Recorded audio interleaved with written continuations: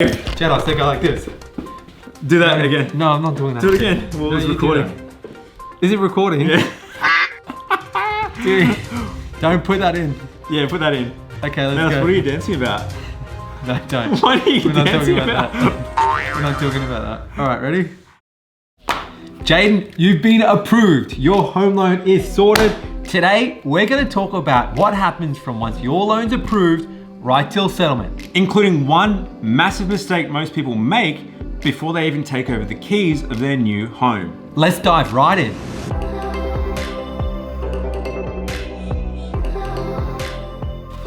So Jaden, you've got your approval letter from the bank. You know you're unconditionally good to go.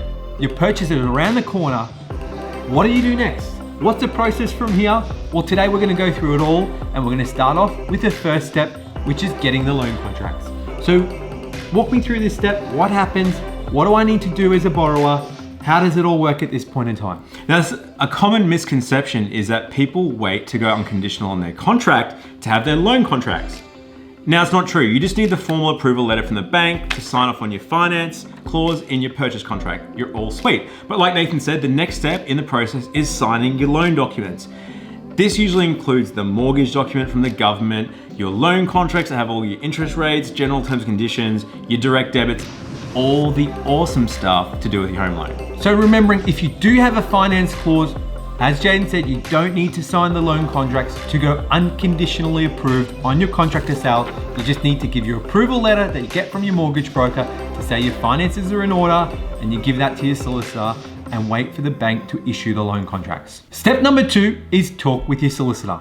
Yeah, that's right, Nathan. You need to get in touch with your solicitor or conveyancer at this point to say, hey, I've signed my loan contracts. Are there any stamp duty concession forms? Maybe I need to apply for my first homeowner's grant. All those little things that need to happen before you settle the place. Now get in touch with them. They'll usually have some paperwork you need to sign, transfer documents, etc., etc. But it's an important part of the process to make sure you sort out way before settlement date. So as a bonus tip here, when you're talking with your solicitor, make sure that there's no further adjustments with the dollars and cents at settlement.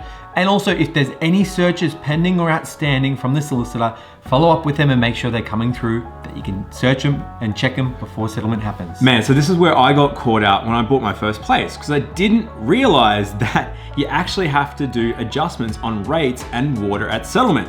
So what can happen is if you're sort of halfway through the quarter, the previous owner has already paid for the whole quarter's worth of rates, you actually need to back pay them and do adjustments on the amount they've already paid, because once you own the property, you've got to make all the expenses. So in my case, I had to pay an extra $1,000 in those searches and water rates and in rates and water on settlement that I wasn't anticipating. So make sure you talk to your solicitor before settlement at this point to make sure you're not going to have any unexpected nasties that come up and bite you on the day of settlement. So the third step, mail, power, internet.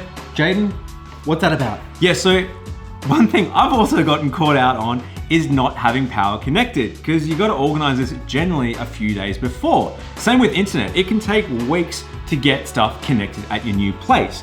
So it's worth, now that your loan's approved, now you've had your loan contract signed and you've spoken to your solicitor and you know the day that you're moving in, to get all this stuff sorted. Check out your power, get your internet connected and mail redirected, so when you move in, you can actually have a bath.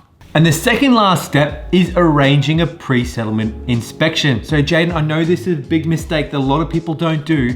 What does, practically speaking, a pre-settlement inspection look like? Yeah, so you want to go to the property 2 or 3 days before settlement to make sure it's all the same as it was when you originally saw it. Now, I did make this mistake on my home. I didn't do a pre-settlement inspection, just moved in, thought it was all gonna be good, and I moved in to find that there was a bunch of trash that the old owners had left under the place. Now, unfortunately, once you settle, it's your problem and spend $500 to get it moved. Anyway, the point is, do a pre-settlement check.